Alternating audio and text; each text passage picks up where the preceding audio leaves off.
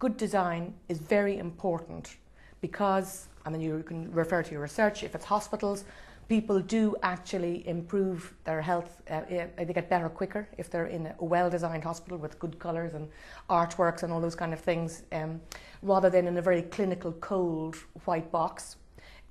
People in schools, they do improve better in their education if they're in a good atmosphere, and the teachers are able to teach much better. So, you know, things like schools, and in housing. You know, there's lots of different ways that we can say good design matters, and here's the proof, and then to push it. And it doesn't cost money. But isn't that a rather technical approach to architecture? You know, architecture makes you well, architecture helps you pass exams. Whatever happened to unmeasurables in architecture? Just beauty, proportion, sensitivity, that sort of thing. Well, a lot of people say good design, how do you evaluate it? It is quite hard if you ask somebody in the street.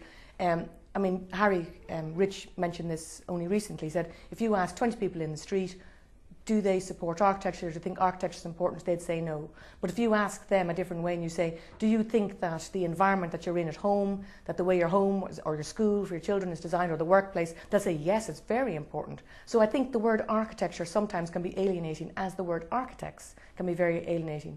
Very few people actually know what an architect does. So when you ask me what am I going to do at the RIBA, one of the key things that I want to do is I want to be outward looking.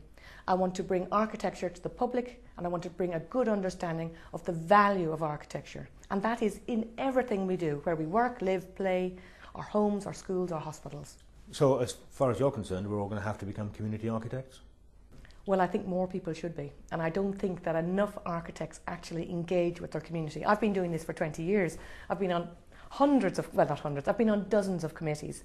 A lot of them are to do with the old single regeneration budget, or SRB as it was called, SRB funding. And I was chair of one of the local communities. Very, very hard work. But it was worthwhile because you were able to bring your skills to the table. There were no other architects around, and you were actually able to kind of translate what the value of bringing good architecture to your local community meant, via projects, via local improvements in your streets. And this is what really localism will be about in some ways.